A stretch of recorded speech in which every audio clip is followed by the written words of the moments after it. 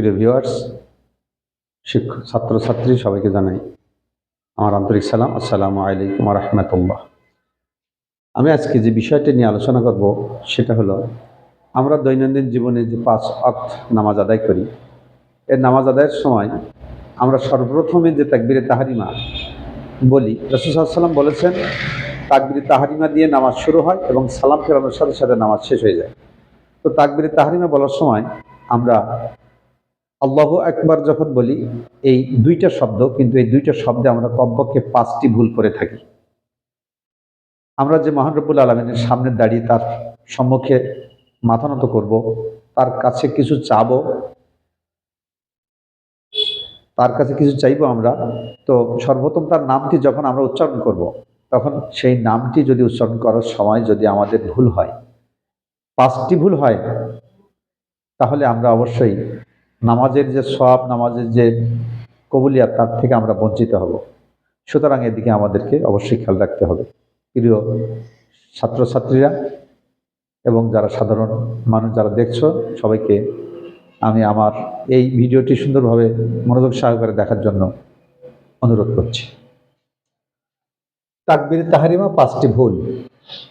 সর্বপ্রথম 1 নম্বর যে ভুলটা আমরা করি, আল্লাহু আকবার। আমরা জানি আল্লাহ শব্দের লামের আগে যদি নসব বা জবর থাকে তাহলে পোর করে পড়তে হয়, এবং পেশ থাকলেও পোর করে পড়তে হয়। আর যদি জের থাকে তাহলে বারিক বা পাতলা করে পড়তে হয়। যেমন আল্লাহু আকবার, এখানে জবর আছে, সুতরাং আমাকে পড়তে হবে আল্লাহু আকবার। রাসূলুল্লাহ, এখানে আল্লাহর লাম শব্দের আগে পেশ আছে, তাহলে রাসূলুল্লাহ। আল্লাহ শব্দের লামের আগে যদি জবর এবং পেশ থাকে তাহলে আমাকে পোর করে পড়তে হবে।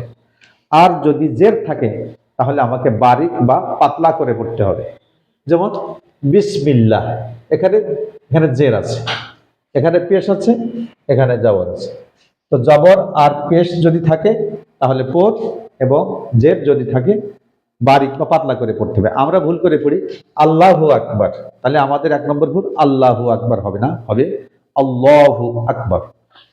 2 নম্বর ভুল, আকবার এখানে আমরা দেখেছি কাফ হবে, আল্লাহু আলিফ, এখানে কাফ, কিন্তু আমরা ওখানে অনেক সময় অনেক মানুষকে আমরা দেখেছি বাস্তবে যে উচ্চারণ করার সময় সে উচ্চারণ যে করে সেটা হলো গয়নের মতো, অর্থাৎ আল্লাহু আকবার, আকবার হবে আকবার।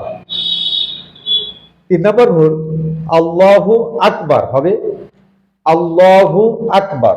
তো আমরা অনেক সময় কি করে ফেলি, আল্লাহ হু আকবার বলি, আল্লাহ আলাদা বলি, বলা আল্লাহর যে হা আছে হাটা আকবরের সাথে মিলাই দিই, অথচ আল্লাহ একটা শব্দ, আকবার আলাদা শব্দ, কিন্তু আল্লাহ এর হাটা এখানে আকবরের সাথে মিলাই পড়ি। সুতরাং এটা আমাদের একটা ভুল, আল্লাহ হু আকবার বলি, হবে আল্লাহু আকবার।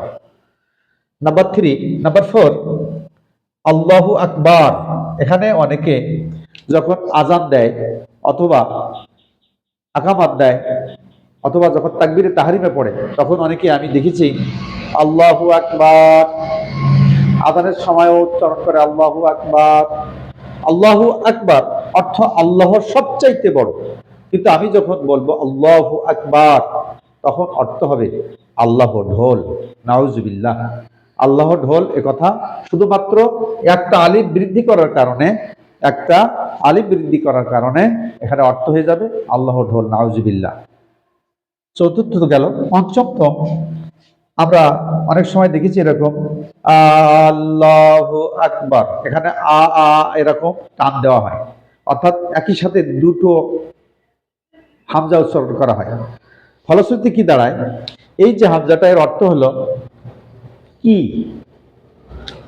আল্লাহু এরকম টান দিলে হয় কি, অর্থাৎ হালের অর্থ দেয়। অর্থ হাল, অর্থাৎ আল্লাহ কি সবচেয়ে বড়, মানে কি, আল্লাহু আকবার, আল্লাহ কি সবচেয়ে বড়, অর্থাৎ আল্লাহর বড়ত্বের ব্যাপারে প্রশ্ন এসে যায়, অর্থাৎ আল্লাহ যে বড় কি না বড় এরপরে সন্দেহ এসে যায়। সুতরাং আমরা অবশ্যই আমাদের তাকবীরে তাহরিমার সময়, আজানের সময়, একামতের সময় যে আল্লাহু আকবারটা বলি, আমরা সুন্দরভাবে এবং সঠিকভাবে যাতে উচ্চারণ করি। কেননা আল্লাহর নাম যদি উচ্চারণে খারাপ হয়, আমরা যখন কোনো মন্ত্রী মিনিস্টার তার নামটা উচ্চারণ করি, তখন কত সতর্কতার সাথে কত সুন্দরভাবে তার নামটা উচ্চারণ করি, যাতে তিনি রাগান্বিত না হন, তিনি আরো আমাদের প্রতি সন্তুষ্ট হন। অথচ মহান আল্লাহ রাব্বুল আলামিনের নামটি উচ্চারণ করার ক্ষেত্রে আল্লাহর শ্রেষ্ঠত্ব, আল্লাহু আকবার বলতে গেলে আমরা 5টি জায়গায় কমপক্ষে ভুল করি। তো আমরা যেন এই ভুল থেকে শুধরে নিই। আর যদি আমরা ভুল থেকে শুধরে নিই, তাহলে অবশ্যই আমরা আল্লাহর সেই নামাজের ভিতরে যে তাকবীর তাহরিমার মাধ্যমে যে শুরু করি, সেই তাকবীর তাহরিমার যে মর্যাদা, যার কারণে আমাদের নামাজের কবুলিয়াত, এগুলো থেকে আমরা ইনশাআল্লাহ এই মর্যাদা লাভ করব। নামাজের যে কবুলিয়াতের আমরা আশা করতে পারি ইনশাআল্লাহ। আসসালামু আলাইকুম।